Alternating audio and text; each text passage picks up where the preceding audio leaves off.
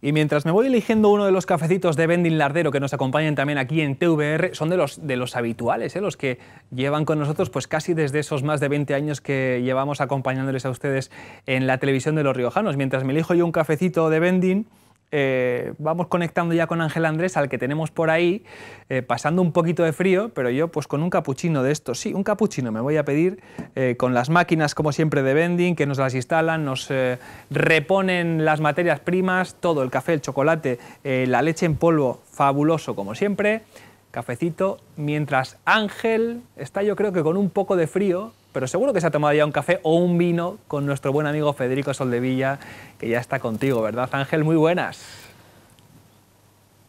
Un café, exactamente, un café de momento. Luego ya veremos después de la conexión. Oye, fíjate, dices tú algo de frío, pero sol. Sí, eso es. Tú imagínate una estampa en un monte cualquiera de La Rioja, donde está el pastor. Sí. Con la ovejilla. Ahí está. ¿Qué? No, parece el pastor y la ovejilla paseando por el monte. Está claro. Me adelante. quedo con Fede, como tú dices, Carlos. Muchísimas gracias. Bueno, Fede, buenos días. Buenos días.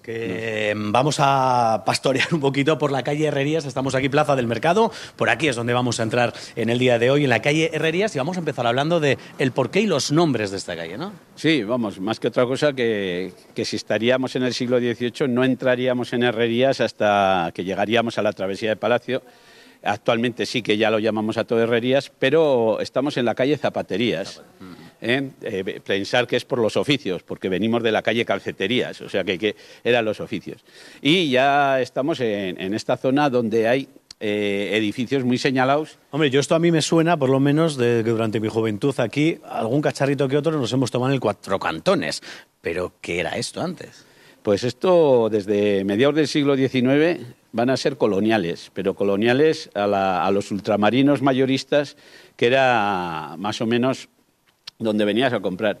Y es curioso que ahora que estamos volviendo al cartón, aquí cuando venías a por alubias o algo, Luis Santos y después el hijo, era el que te servía, porque detrás del mostrador tenían esos cajones grandes que lo que había era los sacos, y se servía todo en las balanzas y te servía en aquellos... Que vamos, tenemos que volver a eso, ¿eh? Sí, yo creo que sí, porque estamos cambiando el plástico. Este plástico, o sea que estamos cambiando. Pues es uno de los elementos que además estuvo, como digo, desde el siglo XIX.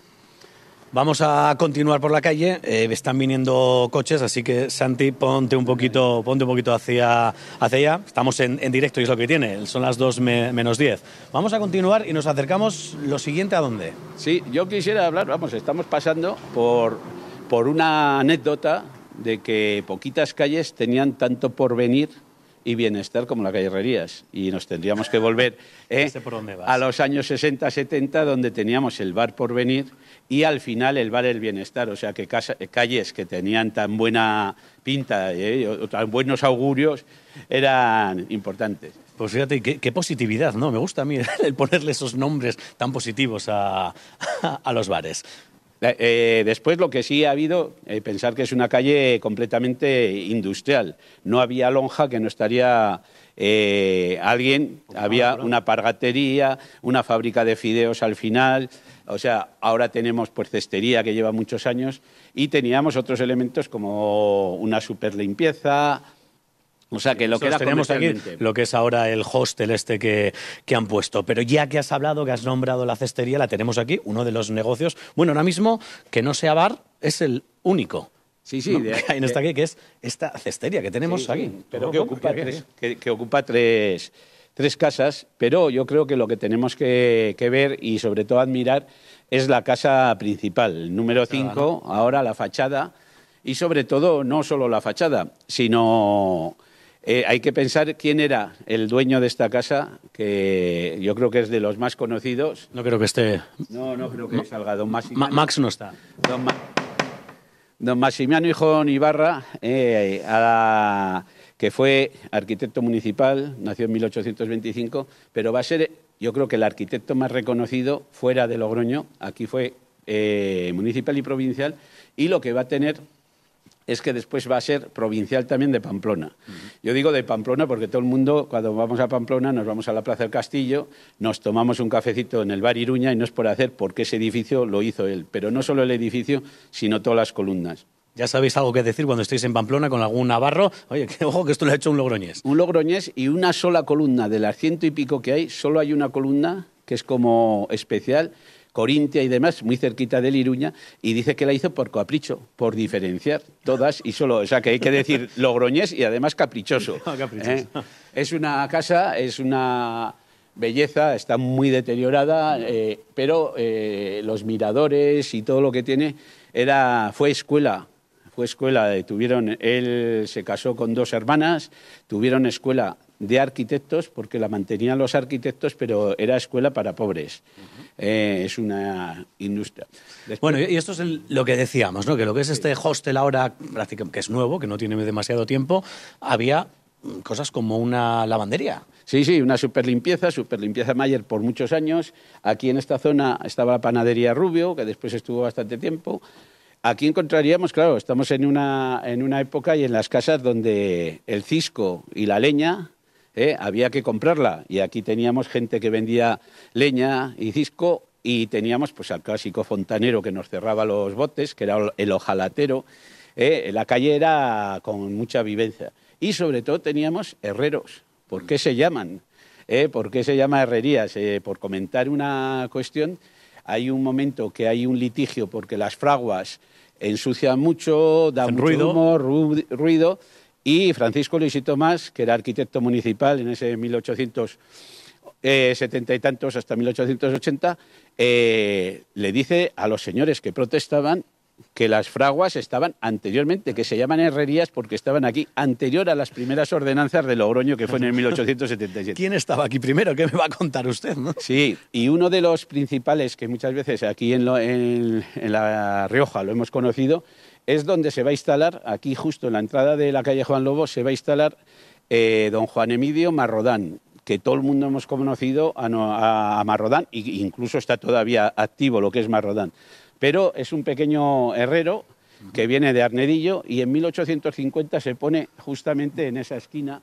Vamos a ver si somos capaces, Santi, vente por aquí, porque ya que estamos en herrerías, esta es una de las calles Juan Lobo, que todos la conocéis, pasar por aquí y verlo porque merece la pena ver esta pintura de Elías de El Río, que tiene mucho significado. ¿Quién era él y qué cuenta la historia? Pues sí, dice que cuando se buscan los nombres de la calle, y más cuando son calles antiguas, Juan Lobo no se abrió hasta 1915, pero lo que nos cuenta que había un boticario alquimista en el siglo XVI y que pues tenía líos con algún mago y que al final el mago lo convirtió en gato y lo tenemos representado en esta pintura. Entonces, el único referente que tenemos que sí, que la calle Juan Lobo viene de un apellido de Juan Lobo del siglo XVI. Ya está ahí.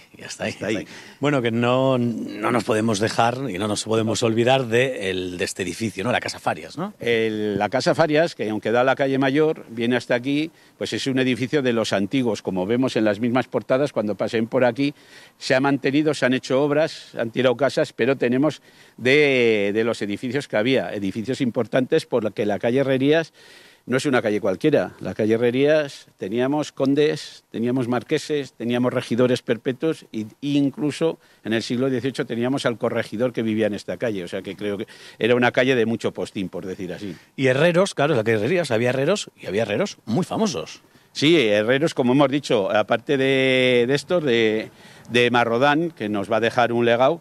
Había Chasco, que era un herrero que estaba metido aquí en un soportal que venía, que es el que nos va a trabajar el hierro de Tabacalera. Por ejemplo, en ese 1890 va a tener que alquilar un sitio porque en su taller no le cabían las cerchas que tenemos, por ejemplo, en la sala Amo Salvador.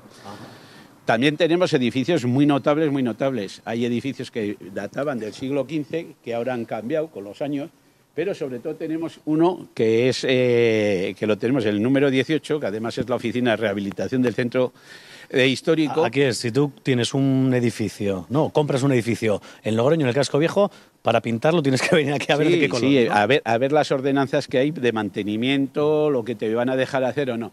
Pues este es el que rehabilitaron ellos y es un edificio excelente. Es un edificio del siglo XVII, con el alero, con todo su... y ahora es pues un poquito ejemplo de lo que se podía haber hecho enfrente. Y estamos justamente en un trocito de calle que el otro día cuando hicimos lo del Cristo siempre estábamos con las hornacinas, si era muy habitual. Pero aquí en la Travesía Palacio, justamente en este edificio donde había una mercería muy famosa en los años que hemos vivido por aquí, rocosa, pues aquí estaba la Virgen de la Cueva y los vecinos traían flores y demás, y entonces aquello que cantábamos los niños cuando íbamos al colegio, que llueva la Virgen de la Cueva, pues la Virgen de la Cueva estaba justamente en esta esquina. Y también, además aquí creo que era el límite entre zapatería... Ahora mismo ya, en el siglo XVIII, ahora mismo ya empezaríamos herrerías. ¿Qué nos llevaría? Lo último de herrerías nos llevaría hasta la muralla del siglo XIII, que nos pegaría justamente en la Plaza de la Cadena hacia allí. Bares conocidos como el Blanco, el Balén, el Volante, el Bodegón. Las actividades eran varias. Había 3, 4 ultramarinos, o sea que aquí había de todo. Edificios siglo XVI, edificios siglo XVII. Sí, como lo vimos el otro día, siguen varias baldosas de esas de 1772 porque no deja de ser, pues eso, que se han conservado las fachadas. Y una curiosidad, vamos, en uno de esos edificios, de esas portadas, es que uno de esos condes que decimos era el conde de Murillo. Y por decir que a todos nos gusta ahora traer todo al siglo XXI, pues el conde de Murillo, el último que tenía el cargo, era el marido de Esperanza Aguirre, que por lo que fuera, eso ya cada uno interprete, se lo ha cedido a su hermana. O sea que es una cosa... Pero la calle Herrerías tiene mucha historia, cada edificio... ahora mismo estamos aquí, lo que es el albergue municipal, pero el hotel que se han rehabilitado eran todo de nobles, el hotel de los Anguianos, y también teníamos que los chavales lo pasábamos bien. Aquí había 2 futbolines, Rafa, y sobre todo teníamos, yo digo, para la gente que nos estén escuchando y tengan mis años, esas bambas que nos comíamos en el Destino, donde la Rauri, ahí, esas eran buenísimas, y nos las hacían aquí justamente donde estábamos, que estaba el horno de Ijazo. O sea que en todas las épocas ha habido, de verdad ha sido notable. Bueno, que nos queda poquito ya, Fede. Sí. Pues yo creo que la calle Herrerías nos quedaría la parte más antigua, la que iríamos hacia esa muralla del siglo XIII, que la vemos al fondo, y sí que es curiosidad de que nos han quitado, nos han abierto a otra calle, a una pequeña plaza que es digno de interés, que es la Plaza de Santa Ana, que vemos perfectamente la aguja de Palacios. Bueno, el otro día, fíjate, yo iba por la calle y me paró además una gente y me dijo, oye, que solemos ver siempre y demás, y luego además hacemos una acción que es salir a esa calle y ver todo lo que habéis dicho. A mí eso me alegra un montón. Hombre, yo creo que esto tiene que ser esos programas, que por lo menos invitemos a la gente a que mire para arriba, mire para abajo y miremos a los costados, que muchas veces pasamos las calles y no nos damos cuenta de las cosas que tenemos. Fede, muchísimas gracias como siempre. Nos vemos en la siguiente calle. Muchas gracias a vosotros. Pues Carlos, no sé si tú lo harás también, coger a tus amigos cuando vengan aquí y hacerte de listillo de... Eso es. Esto es esto. Claro que sí. Oye, muy buena esta ruta por una de las calles con muchísima historia de nuestro casco antiguo riojano en Logroño. Ahí os dejo al pastor y al cordero, aunque de cordero, Ángel, ya sabemos que solo tienes la piel, ¿eh? Gracias, como siempre. ¡Au! Adiós, compañeros. Bueno, permítanos una cosita, estamos ya terminando casi el programa. Le ponemos el micrófono al invitado que está ya viniendo y continuamos.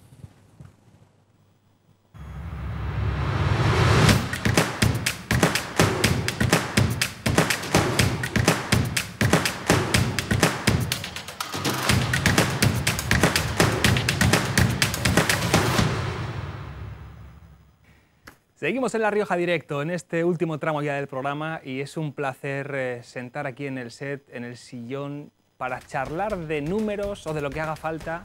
Eduardo Sáez de Cabezón. ¿Qué tal, Eduardo? Muy buenas. Muy buenas. ¿Qué Gracias tal? por acompañarnos Encantado. en esta agenda tan apretada que tienes, ¿no? Porque sí, últimamente estoy de un lado para otro, madre mía. Clases, Madrid, investigaciones. Nos decía hace un instante, dice, bueno, que tengo un huequito ahora porque estoy trabajando, viene un colega de Alcalá, de la Universidad de Alcalá, viene hoy David Orden. Y nos ha dicho, dice, tenemos que ponernos a trabajar. ¿Qué es lo que hacéis cuando 2 matemáticos o 2 investigadores o 2 de ciencias os ponéis? ¿Qué hacéis con el ordenador? Nuestros secretos Sí.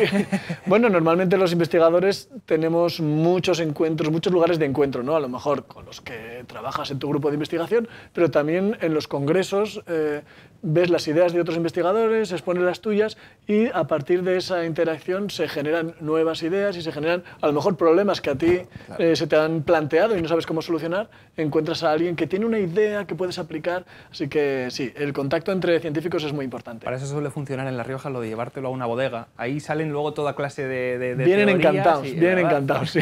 Se aumenta la creatividad. A Eduardo lo conocemos ustedes también, ya desde hace unos cuantos años ha venido aquí a TVR en bastantes ocasiones, sobre todo cuando comenzaste ya a despegar en esa faceta de divulgador, humorista, monologuista, ¿que hace cuánto ya de eso? Pues ahora estamos en el 2019 y este fue en el 2013, hace 6 años ya. No sé si las matemáticas no me fallan. Sí, 6 años en el que me presenté a aquel concurso FameLab de monólogos científicos y resulté ganador, y entonces a partir de ahí han surgido muchísimas oportunidades y algunos lugares con mucha visibilidad, ¿no? Las charlas TED u otras. Pero nos has dicho alguna vez que tú ya esto de los monólogos, de las charlas, de las clases divertidas, lo llevabas dentro, ¿no? Y que te animaron compañeros o amigos a decir, jo, es que lo explicas bien, es que es divertido, es que es ameno, es que metes esas anécdotas que nos hacen comprender mejor el concepto. Sí, yo tenía experiencia en unos talleres que hacemos para chavales de secundaria, de los institutos de La Rioja y de alrededor. Y luego como cuentacuentos, había estado contando cuentos pues toda la vida prácticamente, ¿no? Por aquí, en bares, cuando se hacían aquellos cuentos. En La Luna, en el Lorca ahora. El Lorca. Sí, sí. Eduardo, y desde el 13, entonces 6 años, subiendo peldaño a peldaño, pum, pum, pum, pum, no sé si podemos decir que quizá lo más arriba o lo último es tu presentación también de Órbita Laica, más allá de tu faceta de youtuber, esos viajes que te pegas sobre todo por América, que eres como un Rolling Stone. Bueno, es que en América es muy impresionante, ¿no? El hambre que digamos hay de formación, de charlas, y luego también la idiosincrasia sobre todo de México o de Colombia, que son lugares donde la gente es tan cálida, te acoge tan bien, que el fenómeno fan que se da en la música, pues se da también en la ciencia. Sí, bueno, en lo de Órbita Laica yo estoy encantado de haber podido participar en ese proyecto y he aprendido muchísimo. Desde luego, los de la televisión tenéis mucho mérito con lo que hacéis. es un poco, sí, también trabajo en equipo y un poco locura controlada, la tele. Y eso decía, ese peldaño es quizá el más reciente. ¿Cuál será el siguiente? ¿Qué tienes ahí que estás tramando? ¿Libros más? Libros, pues acabo de sacar un libro sobre Emmy Noether, que es la mayor matemática de la historia, la más importante mujer matemática de la historia, y que es muy desconocida. Entonces ahora con plataforma editorial sale el libro, lo vamos a presentar en Santos Ochoa el día 10 de diciembre. Fenomenal. Así que enseguida. Estaremos atentos. 10 de diciembre se presenta aquí en Santos Ochoa. Aquí en Santos Ochoa, sí, en el espacio Santos Ochoa, que lo presentaré con Pili Benito, que es mi profe de álgebra, que fue la primera persona que me habló de Emmy Noether. Entonces aprovecho y ya queda todo, digamos, en casa. Qué bueno. ¿Cuándo y por qué te empiezan a llamar a ti los números y las matemáticas? Vamos a rebobinar a ese Eduardo Sáez de Cabezón y Garay, pequeñajo, que estaba por casa o que en clases de matemáticas decía, esto... Aquí detrás de estos números hay cosas, hay misterios, hay lógica. Hombre, es verdad que uno veía, yo por ejemplo en el instituto los ejercicios los veía un poco como misterios, ¿no? Como retos a resolver. Me gustaban las matemáticas, pero me gustaban otras cosas. Me gustaba mucho la literatura, me gustaba el deporte, me gustaba la física. Es verdad que mis profes del instituto, yo estudié en el Sagasta, Emilio y Manolo, son excelentes. Son dos muy buenos matemáticos y además que se han dedicado mucho a sus estudiantes, ¿no? Y yo pues me beneficié de eso, ¿no? Soy uno de los frutos de aquella buena labor.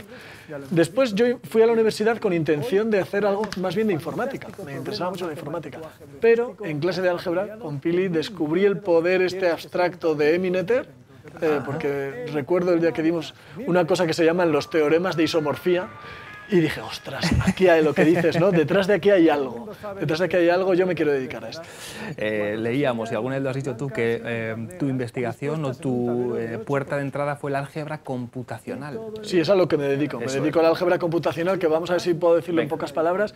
Así como tenemos en las calculadoras o en los ordenadores programitas que alguien ha hecho que permiten al ordenador hacer multiplicaciones o hacer las calculadoras estas científicas, hacer integrales, hacer senos, cosenos. Alguien ha programado esas que no nos dejaban llevar, ¿no? Eso, El las que examen, no nos dejaban eso llevar. es. Pues hay muchos programas de ordenador que hacen cálculos matemáticos más avanzados que todo eso, ¿no? Y dentro de mi labor, lo que hacemos es tratar de que los ordenadores sean capaces de hacer matemáticas, digamos, más abstractas, de hacer álgebra abstracta. Tratamos de destripar cada piecita de esos teoremas que nosotros investigamos para que el ordenador sea capaz de trabajar con ellos. Ahí se abre también todo el campo de la inteligencia artificial, en la que seguro que tú también curioseas o estás en contacto con compañeros, con investigadores. ¿Da un poco de miedo esto? ¿Cuál es tu sensación? ¿Nos van a superar en cuanto...? Bueno, ya nos superan. Claro, hay muchas cosas en las que ya nos superan. ¿no? Da miedo en tanto en cuanto damos miedo a las personas que somos lo que seamos capaces de hacer con ello y para lo que lo usemos, ¿no? ¿Recuerdas aquel caso tan terrible de Cambridge Analytica, en el que se usaban datos de personas sin su consentimiento y luego se acabó interviniendo, decidiendo el resultado de algunas votaciones muy importantes, ¿no? Entonces sí, las matemáticas ahora tienen mucha importancia en eso. Yo creo que es una de las razones por las que tenemos tantos estudiantes en matemáticas ahora. Hay una demanda muy grande de los estudios de matemáticas. Este año en la Universidad de La Rioja la nota de corte en la primera lista fue un 12. O sea, viene muchísima gente a estudiar matemáticas. Y yo creo que en parte es por eso. Porque la inteligencia artificial, el tratamiento de datos para muchísimas empresas necesita buenas matemáticas, buenas cabezas matemáticas, gente que esté entrenada en la resolución de problemas, en el tratamiento de datos y que pueda gestionar inteligencia artificial. Yo creo que se viene un momento interesante y que vamos a tener que estar atentos. Los matemáticos, los divulgadores dando a conocer y también las personas, digamos, que no nos dedicamos o que no se dedican a estas áreas, ¿no? Porque hay una cierta responsabilidad de decir, bueno, ahora está todo esto, yo quiero enterarme y además quiero exigir que se me explique y quiero exigir transparencia en estas cosas. Claro. Te lo habrán preguntado seguro que bastantes veces y quizás es una reflexión que tú mismo hayas elaborado interiormente. ¿Todos valemos para los números? Porque yo... Al final, la opinión del presentador es la que menos cuenta, ¿no? Pero yo sí que me inscribo dentro de ese grupo que a partir de cierto momento ya en la explicación abstracta de las matemáticas era todo un laberinto, una sombra negra, una nube, Mira, yo comparo mucho esto con el deporte. Sí. Hace poco Kipchoge ha batido el récord del mundo de maratón. No todos somos Kipchoge, pero ¿cuánta gente sale a correr todos los días? ¿Cuánta gente sale en las carreras populares? Cada vez más. ¿Valemos todos para correr? Para correr a 2 horas en la maratón, no. Pero para correr, sí. Para correr a San Silvestre, valemos miles de personas. Probablemente más de lo que pensábamos. Probablemente más personas y llegando más lejos o corriendo mejor de lo que pensábamos, ¿no? Mucha gente, voy a poner 20 años, dice, uy, eso de correr no lo sé. Bueno, pues con las matemáticas yo creo que pasa un poquito lo mismo, ¿no? Probablemente tenemos una valía mayor de la que nos pensamos y le pueden gustar a mucha más gente. Yo creo que se demuestra. Yo cuando voy por ahí encuentro a mucha gente que está cogiéndole un gusto a las matemáticas. Lo que ocurre es que a veces el contacto que tenemos con las matemáticas es un poquito árido, es un poquito de de operaciones, ¿no? Lo vuelvo a comparar con el deporte y digo, Messi, Ronaldo, los jugadores de fútbol hacen sus abdominales y hacen sus carreritas por el ancho de la banda. Si no las hicieran, no jugarían también al fútbol, pero el fútbol no es eso. Entonces, probablemente, si no aprendiéramos tantas tablas de multiplicación y todo eso, no podríamos sacar el gusto a las matemáticas, pero las matemáticas no son solo eso. Se puede disfrutar mucho de los partiditos. Nos cuesta entender eso, porque disfrutar de las matemáticas, a los que, como digo yo, llegaba a un punto ya en nuestro curso educativo, cuando ya todo se convierte en un poco abstracto, en el que nuestro cerebro dice, no entro ahí. Fíjate, estábamos viendo imágenes, disfrutar de las matemáticas o de la ciencia se puede hacer como algunas que veíamos hace un instante, en torno a una cerveza, en un bar. De todas las cosas que haces, ¿cuál es la que más a ti te emociona, te gusta? Ese contacto en los bares, ese rollo también youtuber cuando vas por ahí fuera de España, ¿cuál es lo que más te emociona?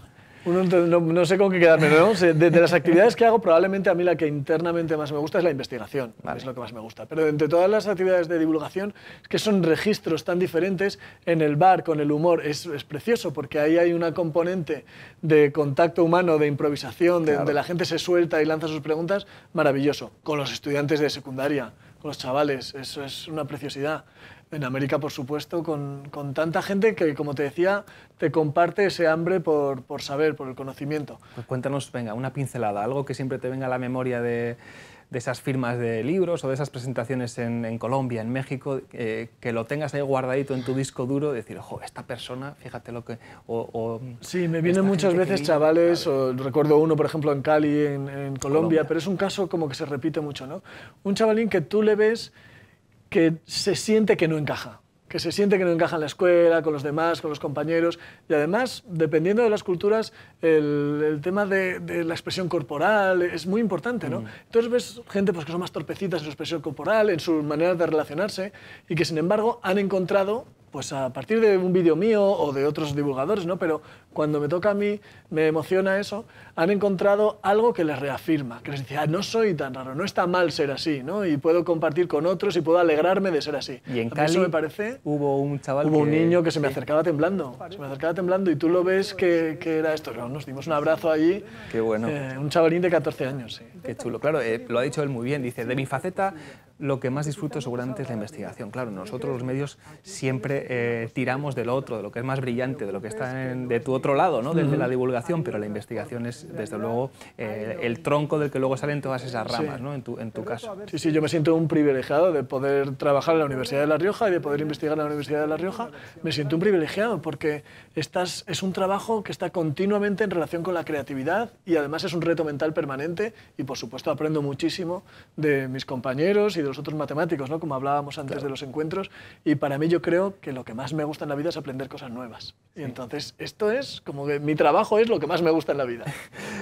Oye, vamos a hacer un poquito de patria. Riojanismo. Cuando sales por ahí, cuando estás en Madrid o en Barcelona grabando para Televisión Española, cuando hacéis un Big Bang o una charla TED y dicen, no, yo soy de Logroño, el riojano, les suena, ¿no? O sea, sí, en España, por supuesto, fuera de nuestro país es más difícil. Mira, fuera de mi país yo me he encontrado cosas... donde lo que más suena es el vino, claro. Efectivamente, ¿no? Porque es una marca una identificación, ¿no? de la región, suena mucho.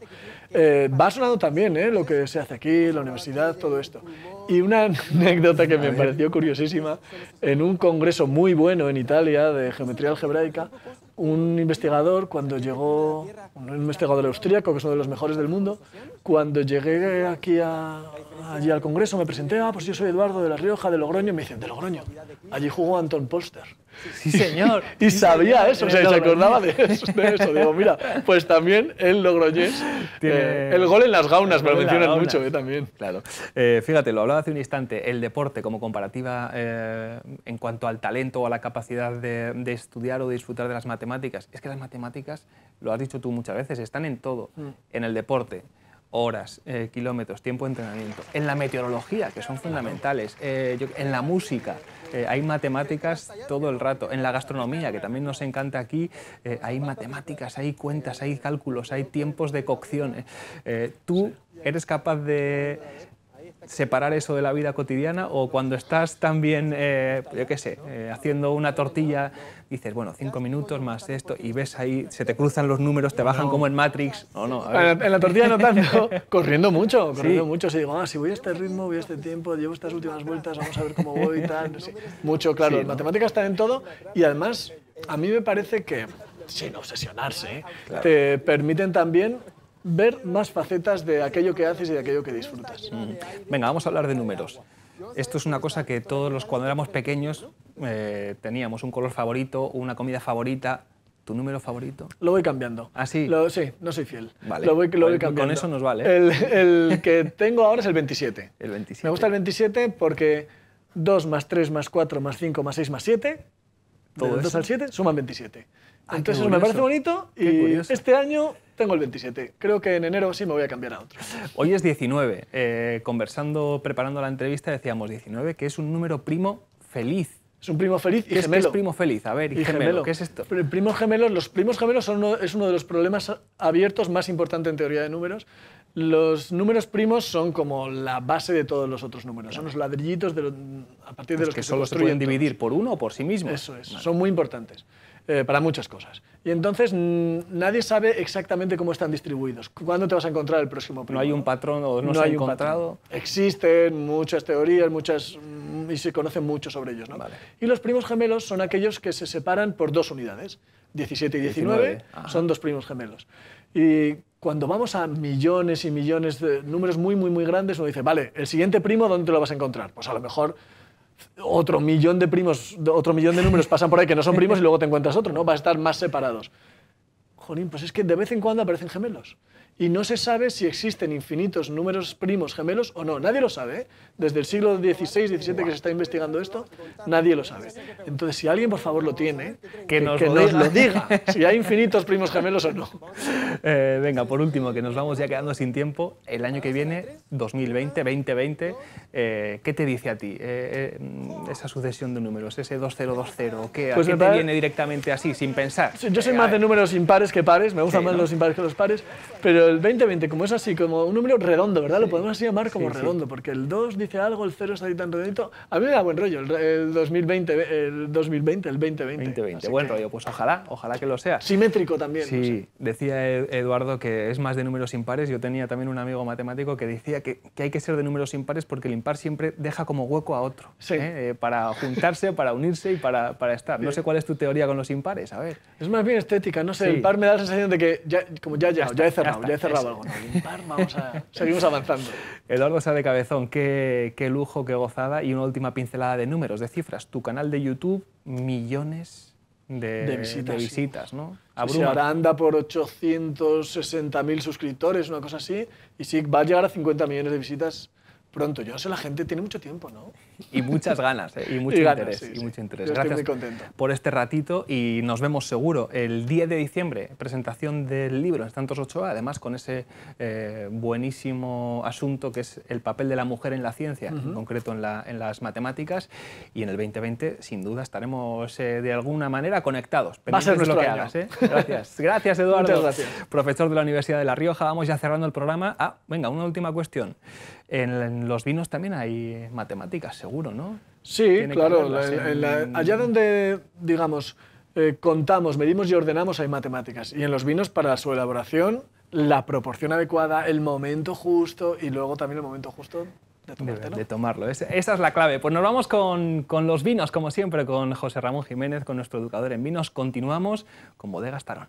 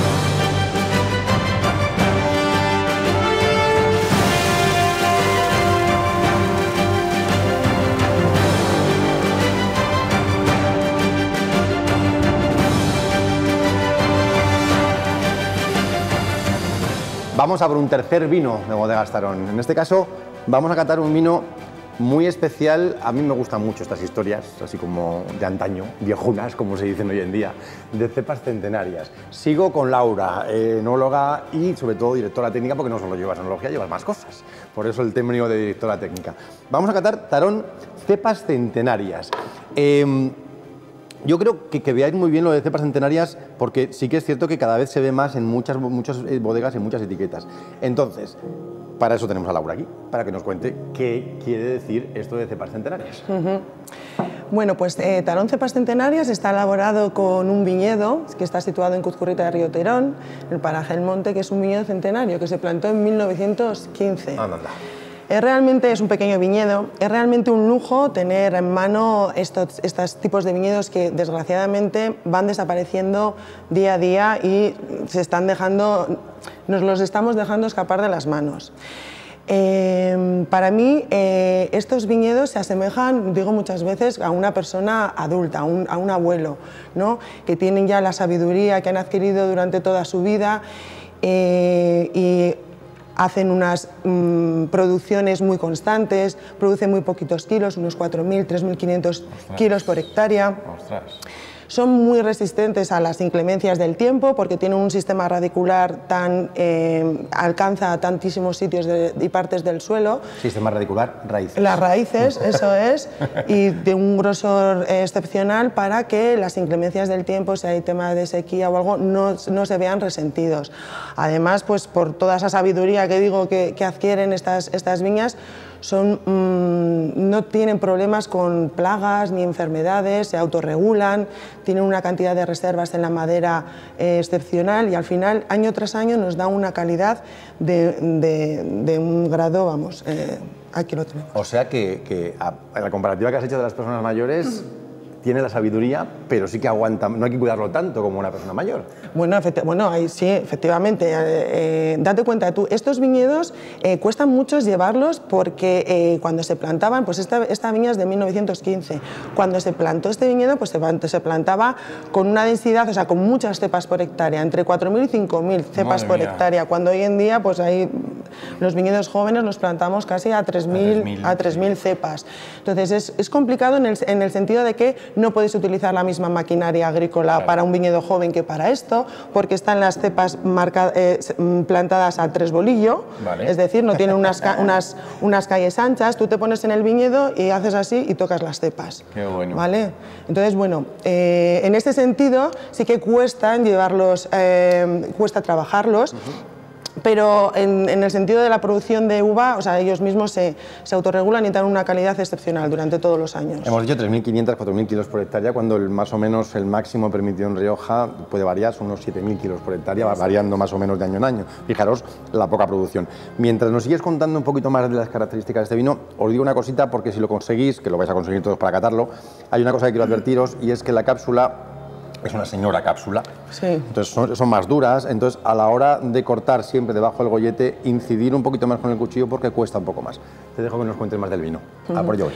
Bueno, este vino se vendimia en cajas para, bueno, pues intentar manipular lo menos posible la uva, y descargamos esas cajas en una pequeñita tolva que cae directamente en la boca del depósito, o sea, evitamos así todo tipo de bombas. Se hace una maceración larga, lo que se intenta es extraer el máximo de la fruta y de los aromas y color durante la fermentación, y este vino tiene como diferencia al resto de nuestra gama es que lo criamos 10 meses en barrica de roble francés. Hemos querido darle el roble francés pues para diferenciarlo un poco del resto de nuestros viñedos, de nuestros vinos, ¿de acuerdo? Por dar una pequeña excelencia a esta viña, y sobre todo un tiempo de crianza corto para prevalecer la fruta por encima de todo. O sea, es como un ligero acompañamiento, ¿de acuerdo? Permitiendo, o sea, dejando toda la fruta del fruto. Lo frutal. Vamos a probarlo. Yo creo que ya tenéis ganas de saber qué notamos. Vamos a por ello. Volemos. Efectivamente, fruta, lo primero que sale. Sí que es cierto que el toquecito de madera sale detrás, pero detrás de la fruta, importantísimo. Que sea muy fresquito y muy frutal, que te apetezca volver a tomarlo y que no sea muy amaderado, sino que se aproveche básicamente lo que busquéis aquí, que es la característica de esa uva centenaria. Madre mía, 1915, bisabuelos. Sí. Jo, segunda nariz intensísima. Y luego en boca, pues vamos a ver qué encontramos.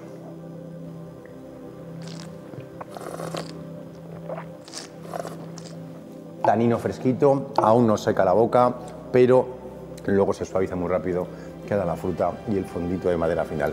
¡Uy, qué bueno! Sí, es un vino estupendo. Date cuenta que o sea, fueron nuestros bisabuelos los que plantaron este tipo de viñedos. Pues por ellos. Y es un homenaje a ellos. Por ellos. Venga. Por nuestros bisabuelos. Salud. Nos vemos.